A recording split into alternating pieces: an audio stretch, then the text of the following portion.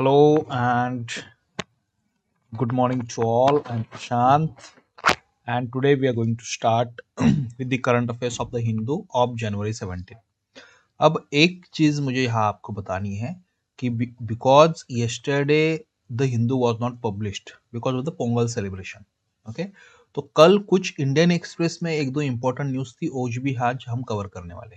Okay, so I am telling you this particular thing कि आज जो कुछ न्यूज कवर होगी वो तो आज के द हिंदू के ही कवर होगी सारी न्यूज. ओके, लेकिन एक दो न्यूज ऐसी है कि ये जो कल के इंडियन एक्सप्रेस से है. ओके, कल the Hindu was not there and that's why we did not have the current affairs class yesterday. Okay, लेकिन कल द इंडियन एक्सप्रेस में जो इंपॉर्टेंट मुझे न्यूज लगा, those news also we are going to cover in today's class. Okay, जो कि आज के हिंदू में भी कवर नहीं किया गया, इसलिए मैं वो कल की न्यूज भी आज कवर करने वाला हूँ. ओके, चलिए देखते हैं कौन से इंपॉर्टेंट टॉपिक आज हम देखने वाले हैं. The first topic that we are going to discuss is Thiruvalluvar day. Okay, तो ये थिरुवल्लुवर डे हम क्यों डिस्कस करने हैं विल आपको पता चलेगा ही. फिर उसके बाद हमें डिस्कस करना है पीएम जनमन स्कीम. इस पीएम जनमन स्कीम के अंडर हमारे प्राइम मिनिस्टर मोदी जी है, अभी रिसेंटली ही has given the first installment to the beneficiaries. तो पीएम जनमन स्कीम क्या है? ओके, इस कॉन्टेक्स्ट में पीवीटीजीज क्या होते हैं, particularly vulnerable tribal groups, that also we are going to discuss. फिर हमें दो एडिटोरियल सेक्शन के इंपॉर्टेंट आर्टिकल्स डिस्कस करने हैं. Okay, recently Bangladesh election had happened. Bangladesh election के रिगार्डिंग न्यूज काफी 8-10 दिन से एक्चुअली थी, but I did not cover that because there was no good article on that as such. Okay, अब बांग्लादेश में अगर इलेक्शन रिजल्ट हुआ है तो उसका जियोपॉलिटिकल एस्पेक्ट क्या है, उस बांग्लादेश के इलेक्शन रिजल्ट कंट्रोवर्शियल क्यों है, उसमें इंडिया को, रशिया को, फिर अगर आप देखना जाए चाइना है, ठीक है, यूएस है, सबको इंटरेस्ट क्यों है इस रिजल्ट में, इलेक्शन रिजल्ट में उसके. ओके, ये थोड़ा सा इंपॉर्टेंट एस्पेक्ट जो है इस आर्टिकल में डिस्कस किया गया है and that's what we are going to discuss today. फिर we are going to discuss one more we can say article that is India doesn't need wolf warriors. Okay, तो इस आर्टिकल के regarding थोड़ा सा India Maldives relation जो हमने पहले भी कवर किए हैं उस वो कॉन्टेक्स्ट भी हमें देखना है, प्लस वुल्फ वॉरियर डिप्लोमेसी क्या होता है. Okay, that is also we are going to discuss over here. Fine, and then there are two news. One is regarding cervical cancer, one of the main cause of cancer for women in India. Okay, which can be treated also. So ये cervical cancer and World Economic Forum जिसका meet जो चल रहा है अब Davos Switzerland में, इसके बारे में we are going to discuss in the end. Okay, चलिए let's start with the first news that is called as a Thiruvalluvar Day. तो रिसेंटली तमिलनाडु में थिरुवल्लुवर डे वॉज सेलिब्रेटेड. तो थिरुवल्लुवर कौन थे, इनके बारे में हमें थोड़ा यहाँ डिस्कस करना है. ओके, अब थिरुवल्लुवर जो है he was of course a Tamil poet and philosopher. कभी थिरुवल्लुवर जी के जो उनका लिटरली वर्क है, ओके, उसके बारे में कुछ उनके जैसे कुछ वचन होते हैं, अगर आप पढ़ोगे तो they are very interesting actually. Okay fine, so he is very celebrated as such Tamil poet and philosopher. एक काफी इंपॉर्टेंट उनको कल्चरल आइकॉन माना जाता है. ओके, तो उनका थिरुवल्लुवर डे जो है एज सच फर्स्ट टाइम 1935 में सेलिब्रेट होना शुरू हुआ in the remembrance of the particular Tamil poet and son. Okay, तो उनके नाम से ये पर्टिकुलर डे है सेलिब्रेट होने लगा. उस वक्त ये मई में होता था. अब जो ये सेलिब्रेट होता है दिस पर्टिकुलर डे, ये जनवरी 15 या 16 में होता है. ओके, तो तमिलनाडु में जब पोंगल सेलिब्रेशन होता है, उस Pongal celebration as a part this Thiruvalluvar day is celebrated nowadays. Okay, तो इसको याद रखना, अब ये जनवरी में सेलिब्रेट होता है. Fine, now where he was born इसके रिगार्डिंग कोई क्लैरिटी नहीं है सच. ओके, तो ऐसा कहा जाता है कि चेन्नई के पास एक माइलापुर नाम का टाउन है where he was born. Okay, when he was born, in which era he was there, इसके regarding also there is no clarity as such. ये one opinion as such. Okay, कुछ अकाउंट्स का कहना है कि he was there in India in 8th to 9th century में, वो तमिलनाडु में ही वाज देयर.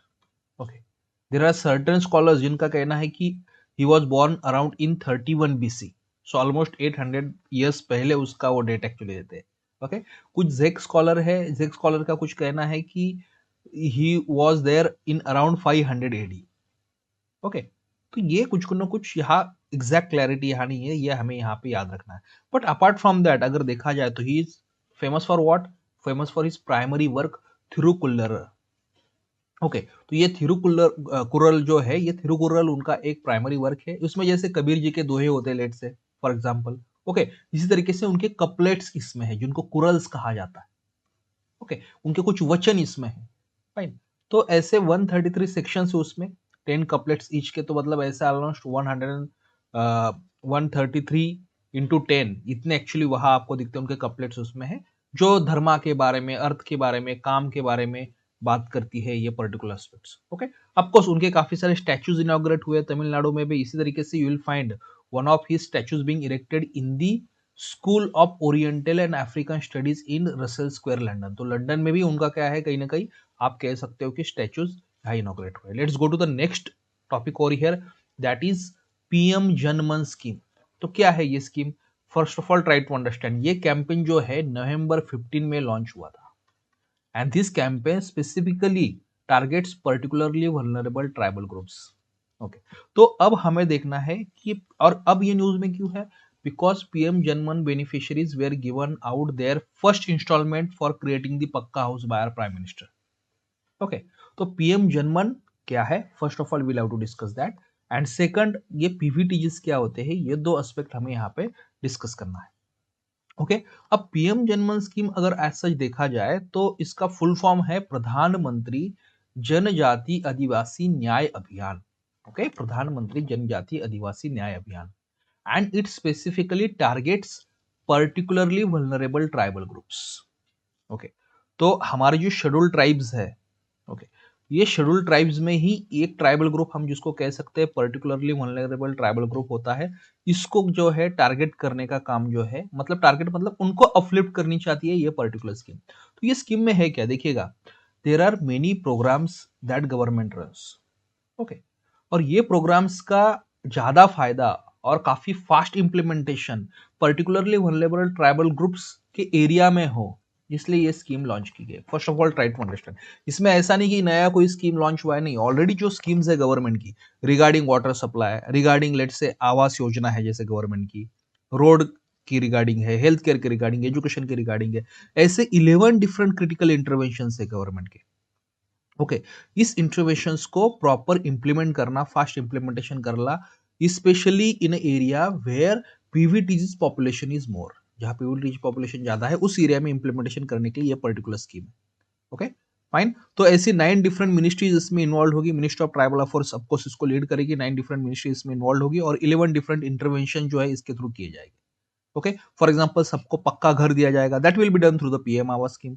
ओके, हर घर नल से जल, ये कुछ दूसरी गवर्नमेंट की स्कीम ऑलरेडी जो इंप्लीमेंटेड है उसके थ्रू किया जाएगा। हर घर बिजली दी जाएगी, शिक्षा के लिए हॉस्टल क्रिएट किए जाएंगे, कौशल पीएम कौशल विकास योजना के थ्रू वहां लोगों का स्किल डेवलपमेंट होगा। ओके, पोषण पोषण अभियान के थ्रू उनको दिया जाएगा। ठीक है, तो ऐसे देखिएगा, दूर दराज गांव तक मोबाइल नेटवर्क यहाँ प्रोवाइड किया जाएगा। तो काफी बेसिक एस्पेक्ट जो है डेवलपमेंट के, ये यहाँ फास्ट प्रोवाइड की जाएगी। अपार्ट फ्रॉम दैट, वंदन विकास केंद्र जो ट्राइबल कम्युनिटी के लिए गवर्नमेंट एस्टैब्लिश करता है, ये वंदन विकास केंद्र भी कहीं ना कहीं यहाँ एस्टैब्लिश की जाएगी in order to trade the forest produce of the PVTGs. Okay, fine, off grid solar power systems almost 1 lakh घरों में यहाँ इंस्टॉल की जाएगी ताकि उनको लाइट मिले। ओके, ताकि उनको वहां पे कहीं ना कहीं इलेक्ट्रिसिटी का जो है कनेक्शन वहां मिल पाए। ओके, फाइन, सो ऐसे कुछ कुछ इंपॉर्टेंट एस्पेक्ट्स इस पर्टिकुलर स्कीम में याद रखना। तो बेसिकली एग्जिस्टिंग जो स्कीम्स है इनका intensified and fast implementation PVTGs area में हो, so that PVTGs will be benefited from that. इस तरीके का ये पीएम जनमन स्कीम एक्चुअली है। ओके, अब पर्टिकुलरली वल्नरेबल ट्राइबल ग्रुप्स मतलब कौन से ट्राइबल ग्रुप्स होते हैं सर? ओके, देखिएगा, ये ऐसे शेड्यूल ट्राइब्स आप कह सकते हो। अब वी नो दैट कि इन इंडिया है देयर आर शेड्यूल ट्राइब्स, और अराउंड इंडिया में अगर देखा जाए तो ऐसी रफली अगर मैं कहूं तो 1705 schedule tribes are there. Okay, अब इन शेड्यूल ट्राइब्स में ही ओके कुछ ऐसे ट्राइबल ग्रुप्स है जो सबसे ज्यादा वल्नरेबल है, जो लोवेस्ट लेवल ऑफ डेवलपमेंट में। Okay, so those tribal group which are at lowest level of development, okay, generally they are classified as a particularly vulnerable tribal groups. Okay, fine, और ऐसे around India में कितनी है, 75 tribes PVTGs as classify की गई है, identify की गई है। Okay, so please remember this thing. तो शेड्यूल ट्राइब्स, अब लेकिन शेड्यूल ट्राइब्स में सबसे लोवेस्ट डेवलपमेंट जो ट्राइबल ग्रुप्स है अराउंड 75 ऐसे आइडेंटिफाई की गई। ओके, फाइन, तो ये फर्स्ट आइडेंटिफिकेशन ऐसा 4th 5-year प्लान जो है इंडिया का इसमें हुआ था। ओके, और इस आइडेंटिफिकेशन के लिए कुछ क्राइटेरिया है क्या? यस, क्राइटेरिया कोई कॉन्स्टिट्यूशन वगैरह में नहीं दिया गया है। क्राइटेरिया तो कॉन्स्टिट्यूशन में शेड्यूल ट्राइब्स आइडेंटिफाई करने के लिए भी नहीं दिया गया है, ठीक है। लेकिन पीवीटीजीएस के लिए क्राइटेरिया जो है that comes from the Dhebar commission report. Okay fine. तो देभार कमीशन रिपोर्ट क्या कहता है कि क्या क्या क्राइटेरिया होने चाहिए in order to identify PVTGs. First, they should have pre agriculture level of technology, मतलब काफी primitive technology they are using, still they are doing like we can say not even properly settled in any sort of agriculture activity.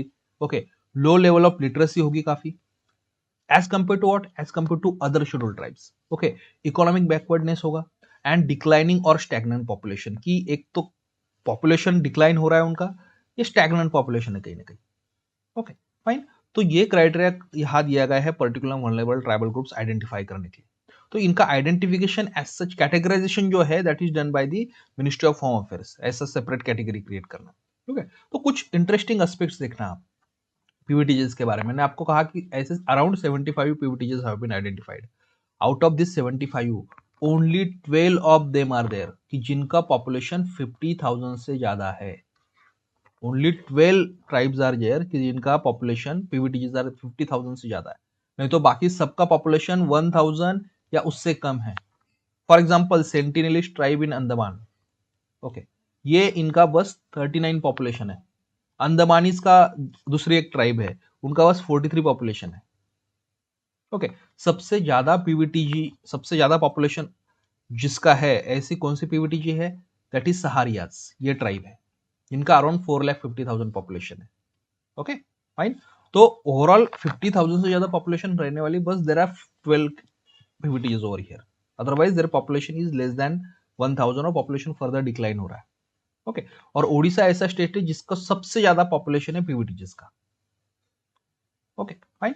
तो ऐसे कुछ कुछ important aspect जो है we should be knowing regarding the PVTGs over here. Okay, चलिएगा, now let's go to the next topic. Next जो है editorial section से हमें डिस्कस करना है that is geopolitics in the Bangladesh election results. तो क्या है, let's try to understand the background over here. Recently Bangladesh में इलेक्शन, सेंट्रल लेवल का इलेक्शन, ओके, और उस इलेक्शन में जो रूलिंग पार्टी है बांग्लादेश की, okay, that ruling party over here that one, कौन, अवामी लीग,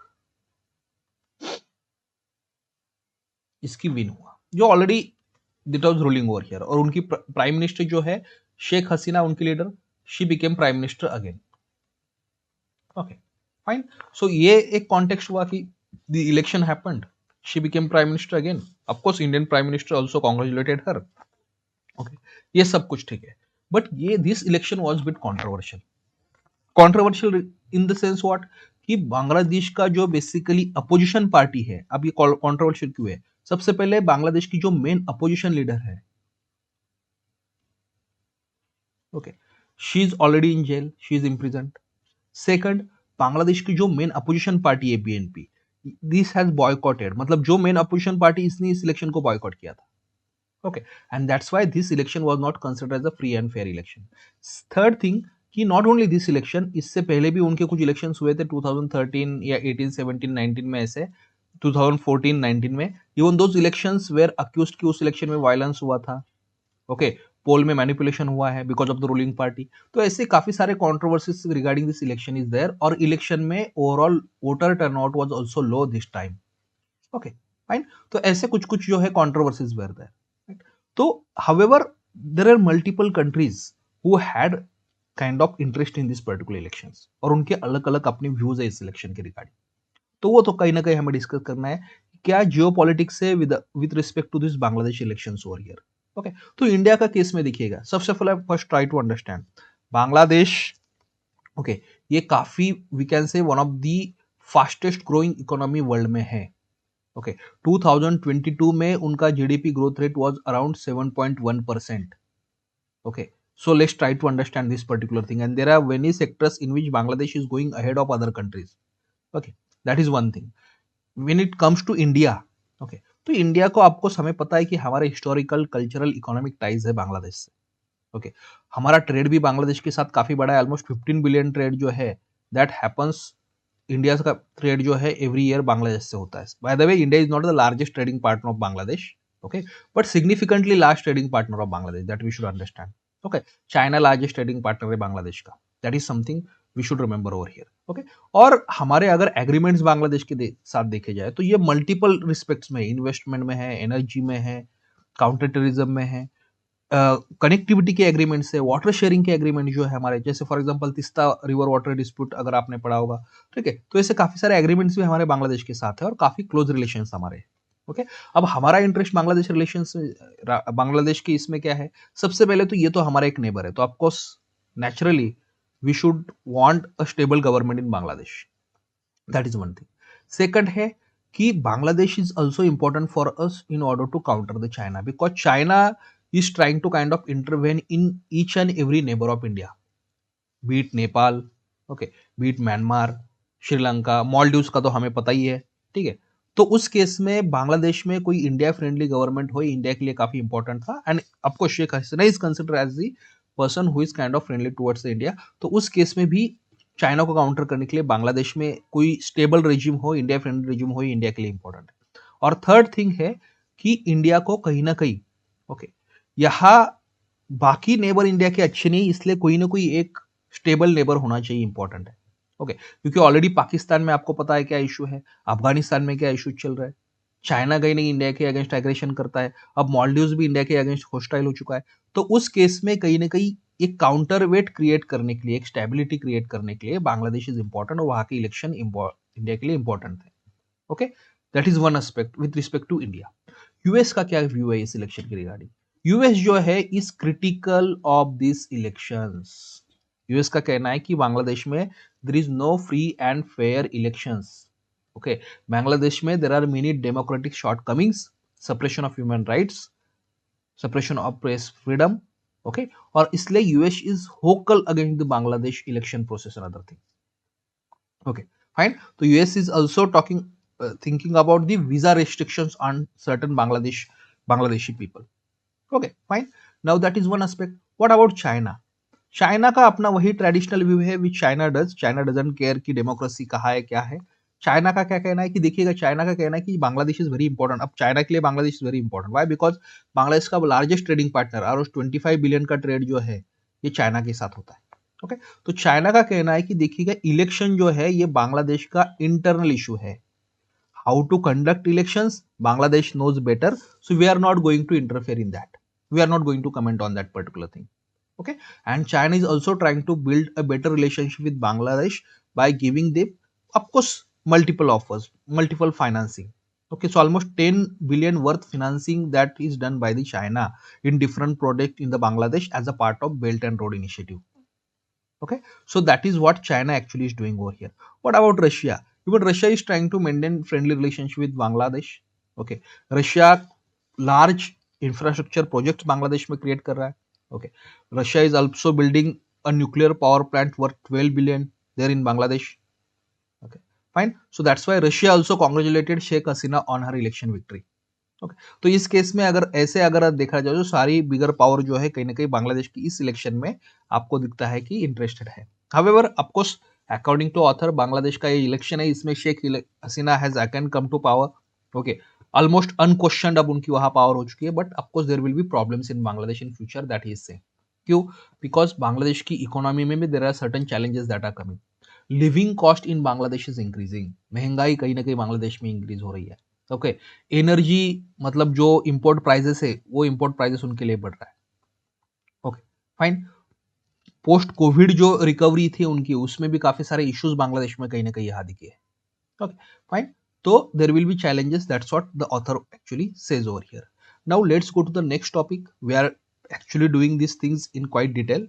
ओके, अब नेक्स्ट हम देखते हैं, that is India Maldives relations.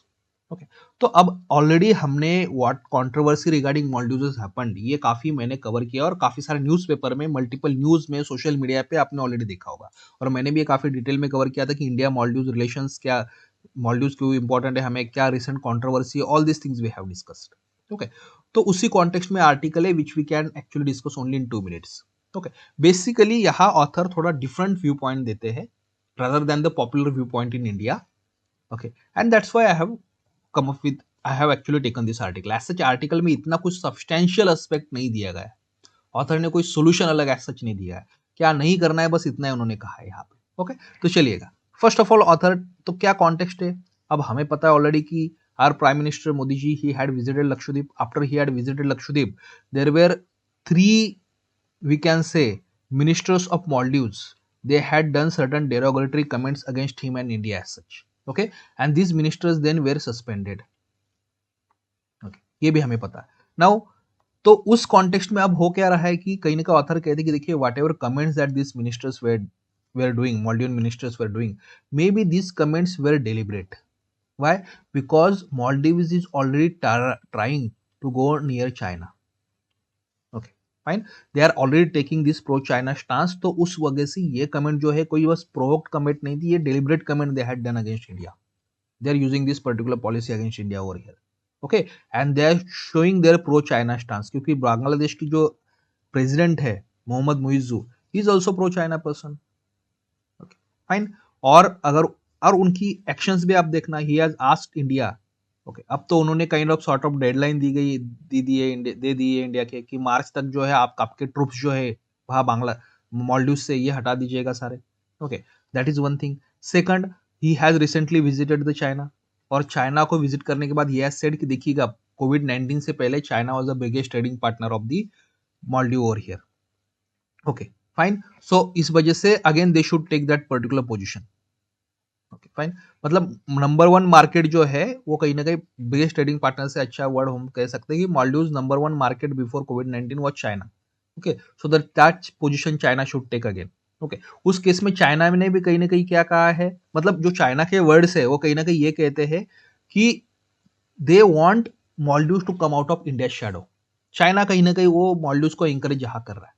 Okay fine, तो इस केस में अगर हमने देखा जाए तो यहाँ ऑथर कहते हैं कि देखिएगा मालदीव जो है, ये ऐसा नहीं कि बस मालदीव्स को इंडिया की जरूरत है.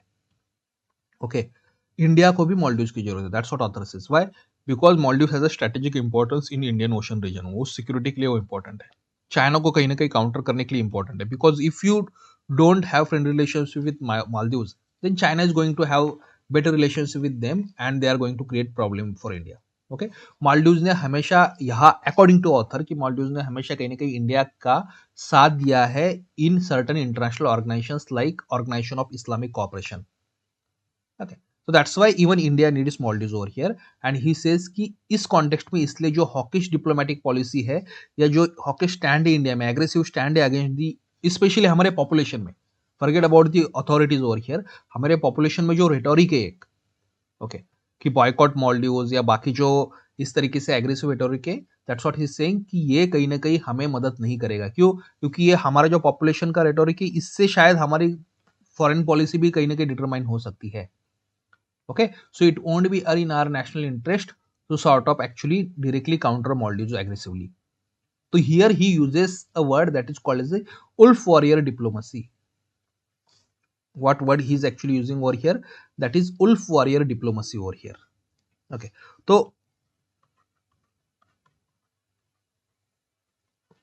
अब wolf warrior diplomacy मतलब क्या है? देखिएगा, wolf warrior diplomacy according to him is used in the context of China. Okay, कि कोविड-19 के दौरान China was criticised the lot by the world community. Criticise for what? For faulty policy of China, कि China खुद का जो country में है कहीं ना कहीं कोविड-19 चाइना से ही ओरिजिन हुआ है. Many people called it as a Wuhan virus also. Corona virus को वुहान वायरस भी कहा था. ओके, सो वही कोविड-19 चाइना ने इसका मैनेजमेंट अच्छा नहीं किया. Because of bad management of China it got spread all over the world. Okay fine, तो चाइना ने उस वक्त क्या किया कि ये सारे आरोप चाइना पे जो हो रहे थे उसको काउंटर करने के लिए एग्रेसिव स्ट्रेटेजी अपनाई फिर. ओके, तो चाइना ने डिफेंड नहीं किया इनफैक्ट. ओके, चाइना ने उल्टा अपनी सारे एक्शन से उनको कहीं ना कहीं एग्रेसिवली, चाइनीज जो डिप्लोमेट्स है, aggressively this people try to, we can say, actually justify their strategy. Okay fine, तो ये aggressive justification of the domestic strategy by China at international level, okay, against the criticism, is called as the wolf warrior diplomacy. Okay, और China ये frequently wolf warrior diplomacy कहीं ना कहीं use कर रहा है even in order to justify इस authoritarian regime. Okay fine, तो इस कॉन्टेक्स्ट में कहीं ना कहीं ऑथर कहते हैं कि देखो इंडिया में, इंडिया का पॉपुलेशन जो कह रहा है ना, कर रहा है ना, ये भी कहीं इस wolf warrior से कम नहीं है. ओके, कि ऐसा एग्रेसिव होना, लेकिन ऑथर का कहना है कि ये हमें हेल्प नहीं करेगा. This is not going to actually help us. ऐसा वुल्फ वॉरियर जैसा एग्रेसिव जो डोमेस्टिक स्पेशली पॉपुलेशन में जो सेंटिमेंट्स है, these are not going to help India. Then what is going to help India, that author doesn't say here, unfortunately. That's why I always say not every article of the Hindu or the other newspaper is important. Okay, but here the author has given different view, and that's why I have covered over here. Okay, fine. So almost 3 to 4 times we have covered the Maldivian issue now, so we may not be covering it for next couple of maybe weeks now, even if some sort of again article will be there, क्योंकि काफी बार हमने अब ये cover कर लिया। Okay, now let's go to the next topic. Now ये दो जो टॉपिक्स मैं डिस्कस करने वाला हूँ, ये कल से इंडियन एक्सप्रेस से है। ओके, फाइन, जो कि कहीं ना कहीं आज के हिंदू में भी मिसिंग है। The Hindu was not published yesterday, so they should have covered, they had covered certain news of yesterday day before yesterday also, लेकिन ये कुछ टॉपिक नहीं कवर किया, तो will cover that in today's class. Okay, the first topic is there was a article in the Indian Express that is regarding the cervical cancer. तो cervical cancer के regarding will discuss this. Okay, तो cervical cancer basically होता क्या है? देखिएगा, cervical cancer of course develops in women's cervix.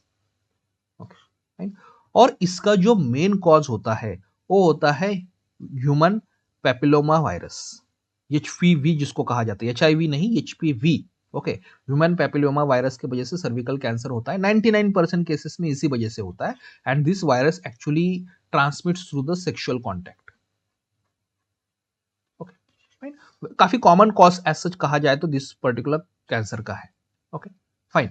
अब if you see this कि क्या ये, ऑफकोर्स क्या ये कैंसर आप कह सकते हो क्योर होता है? यस। ओके, मेनी टाइम एक सबसे पहले तो इस कैंसर पे there is a vaccination also, HPV vaccination जिसको कहा जाता है, और यही एचपीवी वैक्सीनेशन जो है इंडियन गवर्नमेंट अब ज्यादा देना क्या ट्राई कर रहा है, and that's why this was in actually is in news कि इंडियन गवर्नमेंट में जो है ये एक प्रोग्राम लॉन्च किया है 3 फेज वैक्सीनेशन का अगेंस्ट दी एचपीवी, मतलब human papilloma virus. Okay, for the girls age between 9 to 14। Okay, fine, 19-14 के बीच में जो एज है गर्ल्स का, उसी वक्त उनको ये वैक्सीनेशन दिया जाए। तो वैक्सीनेशन की वजह से ये वायरस का स्प्रेड और वायरस की वजह से कैंसर होता है ये क्योर मतलब प्रिवेंट किया जा सकता है। बट अगर लेट से किसी को कैंसर हुआ भी तो काफी बार जो है इसको ट्रीट किया जाता है, मतलब it is one of the most successful treatable cancer in the world, that is cervical cancer. Okay, but India के केस में इशू क्या है कि देखिएगा, सबसे ज्यादा ग्लोबल बर्डन अगर सर्विकल कैंसर का जो है इंडिया में। ओके, फाइन, तो अराउंड जितनी भी केसेस वर्ल्ड में होती है उसमें से 1/5 केसेस सर्विकल कैंसर की इंडिया में होती है। ओके, और around 75,000 deaths every year in India will happen because of this particular cancer.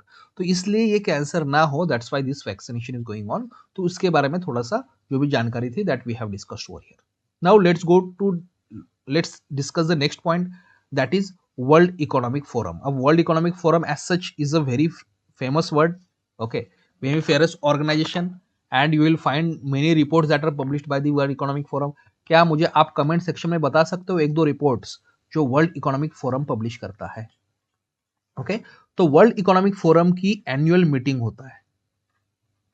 Please tell me in comment section कौन से reports World economic Forum publish करता है। मल्टीपल्स आर देयर, आप प्रीलिम्स से पहले तो आप वो सारा कंपाइलेशन पढ़ते हो, उसमें सारे रिपोर्ट्स भी इसके होते हैं, बट एक दो फेमस मुझे रिपोर्ट आप बता दीजिएगा कमेंट सेक्शन में, ठीक है? वर्ल्ड इकोनॉमिक फोरम की एनुअल मीटिंग जो है, that is going on in Davos, Switzerland. और उस कॉन्टेक्स्ट में हमें देखना है कि वर्ल्ड इकोनॉमिक फोरम होती क्या है। ओके, फाइन, तो वर्ल्ड इकोनॉमिक फोरम अगर ऐसा सच देखा जाए तो it's an organisation that was founded in 1971। सबसे पहले तो इसको कहा जाता है यूरोपियन मैनेजमेंट फोरम, और यूरोपियन मैनेजमेंट फोरम के बाद इसका नेमिंग किया गया वर्ल्ड इकोनॉमिक फोरम। तो who had founded that? German professor Klaus Schwab, he founded this particular organisation. What is the main aim? Initial इसका एम जो है ये यूरोपियन सेंट्रिक एम था, यूरोसेंट्रिक एम था। What was the aim? कि European firms है they should be able to adopt the US management practices. US में जो इंडस्ट्रीज में जो मैनेजमेंट प्रैक्टिस होती है they should be fast adopted by the European firms. Okay, उसलिए ये पर्टिकुलर एक private organization was established. However 1973 के बाद इसका एम चेंज होता है। 1973 में क्या होता है, जो हमारा ब्रेटन वुड्स होता है उसका फिक्स्ड एक्सचेंज रेट कहीं ना कहीं मैकेनिज्म एंड हो जाता है। ओके, फिर अरब इजराइल वॉर हैड हैपेंड, तो उस वजह से फिर 1973 के बाद वर्ल्ड इकोनॉमिक फोरम का जो एजेंडा है दैट गेट एक्सपांडेड, और फिर इसमें अब ओवरऑल ग्लोबल जो इकोनॉमिक सोशल इश्यूज है इसको कहीं ना कहीं डिस्कस किया जाता है। ओके, तो करंट एजेंडा यही कि overall global economic social issue जो है यहाँ इसके डिस्कस किए जाते हैं वर्ल्ड इकोनॉमिक फोरम में, that we should understand over here. Okay, इसका एक मेंबरशिप प्रोग्राम भी होता है कि जो लीडिंग कंपनीज है, टॉप 1000 लीडिंग कंपनीज वर्ल्ड की है, okay, they are also given membership, paid membership of this particular organisation, and उसके बदले आपको उनको कुछ फीस देनी होती है। Okay, fine, so this is an important, और वही इसके फंडिंग का काफी बड़ा ये भी होता है, मतलब लार्जली वर्ल्ड इकोनॉमिक फोरम जो है it is funded by the partnering organisations.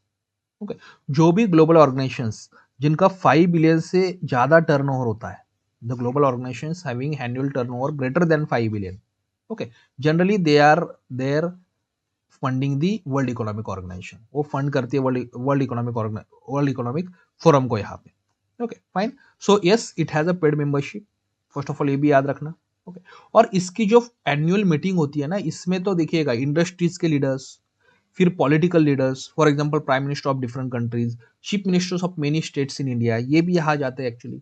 Okay, investors जाते हैं, बिजनेस लीडर्स जाते हैं, सेलिब्रिटीज जाते हैं, जर्नलिस्ट जाते हैं, spiritual gurus will also go there in order to discuss different issues हो रही है। तो काफी एक हाई प्रोफाइल आप कह सकते हो मीटिंग होता है, मल्टीपल एग्रीमेंट्स यहाँ साइन होते हैं, around 3000 participants you can say, both selected invite as well as paid जो मेंबर्स है देयर विल बी देयर हो रही है।